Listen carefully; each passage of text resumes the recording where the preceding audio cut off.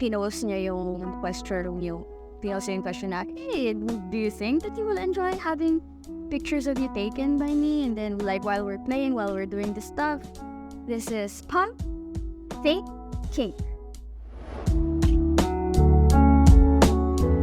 I would like to ask, what made you cross from adult video creation to mainstream media? It was more of an opportunity that presented itself to me, and I'm like, ba't hindi ko pupunin, diba? Pero hindi ko siya hinanap. Hindi ko siya naging goal na, oh, I'm gonna do adult content first and then kapag pumutok na saka ko ma-mainstream. It was never part of my... Thankfully, na-notice tayo ng Viva. Na-notice tayo na Direct Roman, and he's wanted to work with me for a while. So I just jumped at the opportunity. Like, kasi sayang eh. Hindi ko akalain that, that my hobby of posting my nudes on Twitter, I didn't think that it would get me here. Pero yeah, yun yung philosophy ko sa work eh.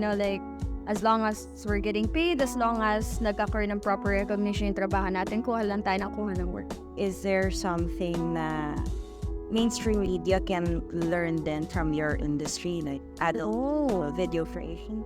Like, there's a lot of nuances na parang na-discover ko about the mainstream film industry. Like, as a kid, parang naging isa rin sa mga pangarap ko, to work in film, to work in prod, to write screenplays, be a director, be part of, So, parang I had this idea of what it could be like, of how fun it could be. And, like now na nandun na ako sa scene na yun, parang nare-realize ko na it's so different, it's so much more difficult, so much more grueling than what I imagined it to be. I think there are some things na part ng work process ko na I feel like sana ginagawa rin namin sa mainstream film. Like, for example, like, this is not shade to Viva or anything. Like, this is how it is everywhere na, bibigyan ka ng katambal kung sino yung mabenta, kung sino yung sikat at the time, sino yung tingin nila, magkakaroon ka ng chemistry. And then you have to like work with whoever they choose. And sometimes, especially with Viva, they churn out content so fast. Like, every Thursday may bagong palabas sa Viva Max. So, like, you can imagine like how breakneck the pace is. I'm not saying na kulang, I'm not saying it's wrong, pero it's something na we do when I do adult content na parang kikilalanin ko muna yung partner ko. We go on dates. Like, we'll hook up muna privately off camera, inaaral namin yung katawan ng isa't isa. Para we can make sure na when we start shooting, everyone's comfortable and everyone knows what they're doing.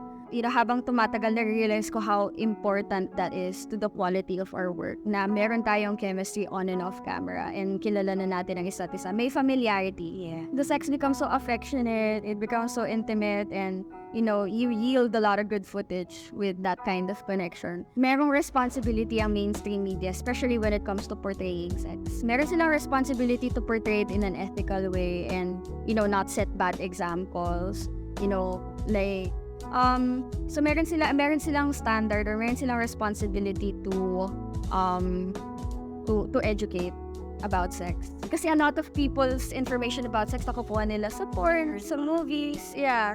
So I feel like mainstream media and pornography as well, like we have that responsibility to lead the way. At your position, without showbiz endorsements or happenings, just the adult world, does it feel?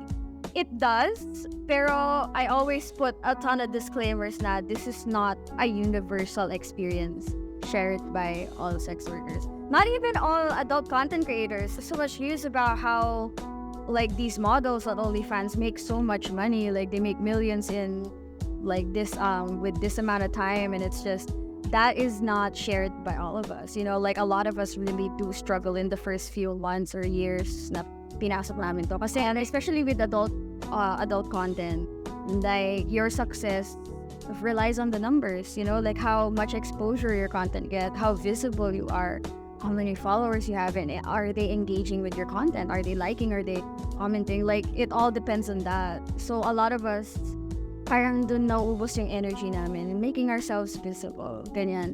As with anyone who has a TikTok or anyone who wants to do content full time and are struggling, you will all know like how hard it is, you know, to get visibility for something that so many other people are doing. Like, how do you set your content apart? So like, I'm grateful na I'm at a position where I know how to do that. I'm at a position where I have experience with social media and writing and branding and, you know, and photography and art, you know, so nagagawa ko maganda yung content ko. I managed to check all of the boxes that make content sustainable and kung ano yung nag-a-achieve ng virality and kung ano yung tumatatak sa isip ng mga tao. Like, I'm grateful na na-figure out ko yun eventually. So it's like, I understand na my success came because I'm in a really privileged position, you know. Pero it took me a long time to get there. It took a lot of effort, it took a lot of knowledge. So ayun, yun na. It like, ang dami yung nabigay sa akin. Gapang. Oo, pero gumapang ako before I could get there. And hindi lahat makakarating sa ganun. Like, I've been doing this since 2017. Nag full-time lang ako. Syempre, it also depended on my level of comfort with the things that I want to do. Like I said kanina, like, it took me a while before I was ready to show my porn and my body off. So parang nag-full-time lang ako sa porn 2020 lang. And then after that, gapang ulit, diba? Kasi new milestone eh. So yeah, I've only been doing the partnered porn, you know, the actual videos, full-time for 3 years pa lang.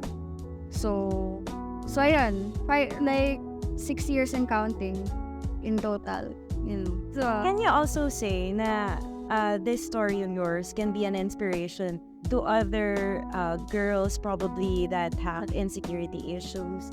I think na it's tricky for me to like do that. Kasi yun nga sex worker ako, and you know, I've been reprimanded before, you know, by people who think na yung portrayal ko of sex work has been careless, and like the vibe that they're getting is that I'm inviting people to enter into sex work. I'm not saying that. Like, if anything, na with all of you na nagtatangka, tigil nyo na yan. Like, lagi ako ganun. Kasi yun nga like, it's so dangerous and it's so, dangerous, risky. Like, ang daming parts na masalimuot, ang daming parts na you cannot possibly, like, emotionally prepare yourself for because it's overwhelming a lot of the time. Besides the enjoyable parts, laging may ganun. Lagi siyang may dark na underbelly. So, I'm very cautious with assisting people who are asking about sex work, ganyan. Pero I think if there's anything that laymen or civilians, people who are not sex workers, there's anything that they could take away from my story. Yun lagi kong ina-advise sa mga tao na parang, I have insecurities, what can I do? Parang ang lagi kong naisip na, not necessarily band-aid solution, but something that you can try first. Take pictures of yourself and look at the pictures, see what you like about yourself. Parang I think that creative process I found really, really therapeutic and really illuminating na parang, oh, like, I've never seen myself like this before.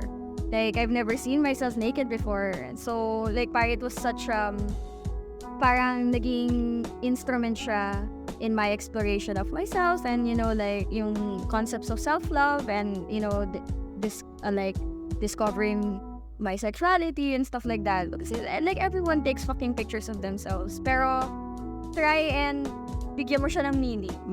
You know, like, when you do it, and I feel like that has been helpful for me to, like, contend with my insecurities. Like, ingat lang palagi.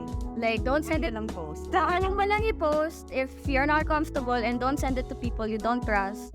You can just take pictures of yourself for yourself, you know? How do you pick your partner? Very visual na person. Tsaka sila like, inaamin ko yung sa mga tao, really